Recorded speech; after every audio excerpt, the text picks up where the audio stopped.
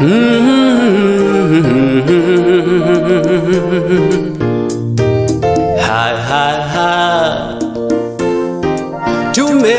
mkono wake Bwana. Madame, Monsieur, bonsoir. C'est vendredi. Bienvenue à votre programme US et les vendredis.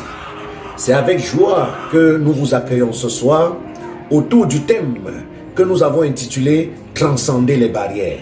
Ce thème vous sera présenté par un serviteur de Dieu que j'ai nommé le pasteur René Kaé. Je vous laisse en compagnie du pasteur. Chers amis, une fois de plus, nous rendons grâce au Seigneur qui nous donne la possibilité de partager ces quelques moments d'édification dans US et les vendredis soirs. Une émission spéciale qui nous permet de nous abreuver auprès de notre Dieu. L'émission de ce soir a pour titre, je voudrais lire le message de ce jour a pour titre « Transcender les barrières ». La barrière a toujours été pour chaque être humain un obstacle. La barrière a toujours été quelque chose de difficile.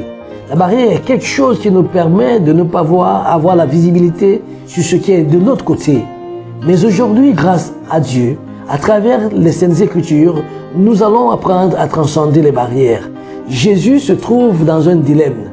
En fait, les Juifs n'ont pas de relation avec les Samaritains. Les Samaritains sont des Juifs dilués parce qu'ils ont eu des relations avec des païens. Et maintenant, les Juifs de Juda ne considèrent plus les Samaritains comme étant leurs frères. Et Jésus, sachant très bien qu'il y a cette barrière, préfère passer par la Samarie alors qu'il retourne en Galilée. C'est très important. À la 6e heure, il est pratiquement midi. En plein soleil, Jésus, lui, se décide de se rendre là où se trouve la femme, sur ce puits de Jacob. Alors qu'elle est assise, Jésus congédie ses disciples en leur donnant la commission d'aller au marché acheter des vivres. Lui, il restera avec la femme. Il transcende ses barrières ethniques, il transcende ses barrières culturelles, il transcende également les barrières sociales et il atteint la femme. Par une question très importante, Jésus, vers le verset 10 de Jean chapitre 4, il dit « Donne-moi de l'eau ». Et la femme tergiverse et elle philosophe et elle essaie de réfléchir et elle sait qu'il n'y a pas de relation entre les Juifs et les Samaritains. Et elle lui dit clairement « Je sais qu'entre vous et nous, il n'y a pas de relation ». Mais Jésus il va plus loin en lui disant « Donne-moi de l'eau ».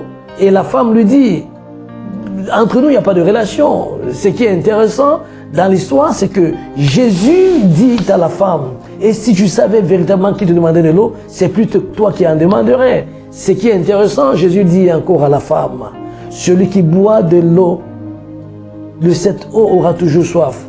Mais celui qui boit de l'eau que je lui donnerai n'aura jamais soif.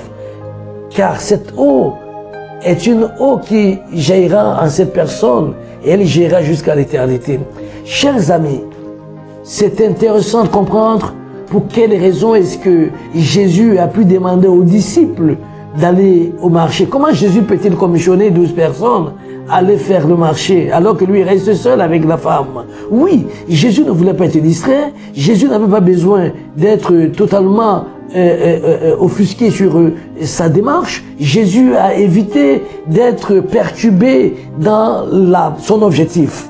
L'objectif de Dieu est de toucher les cœurs les plus faibles, les cœurs des personnes rejetées, les cœurs des personnes haïes, les cœurs des personnes mésestimées, sous-estimées.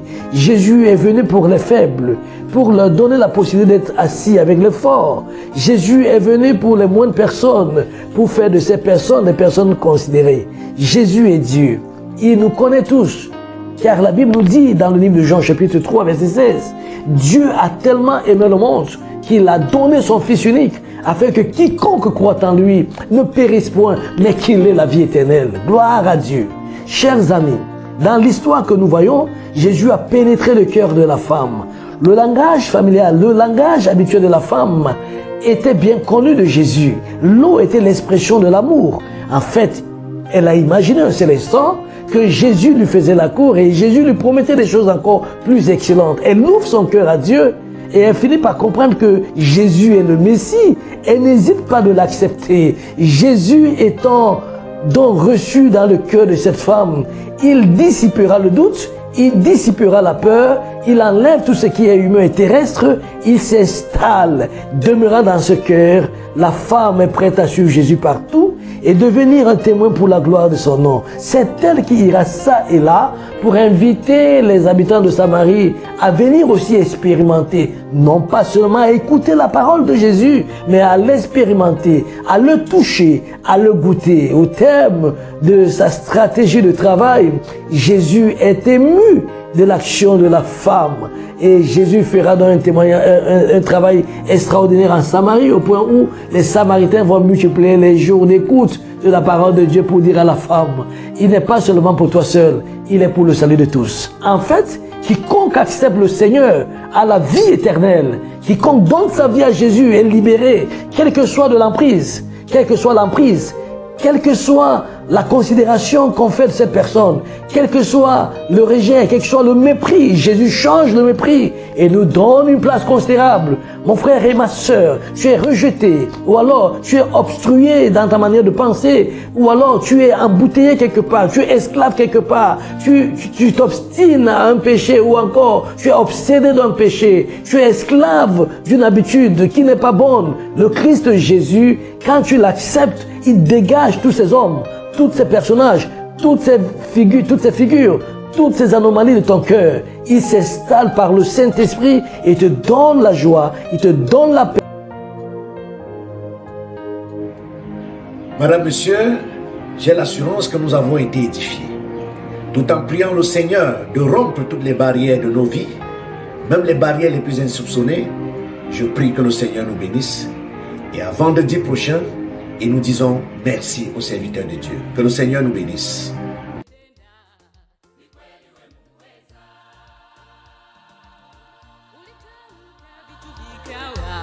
Neno tulatosha, ukisema umetenda.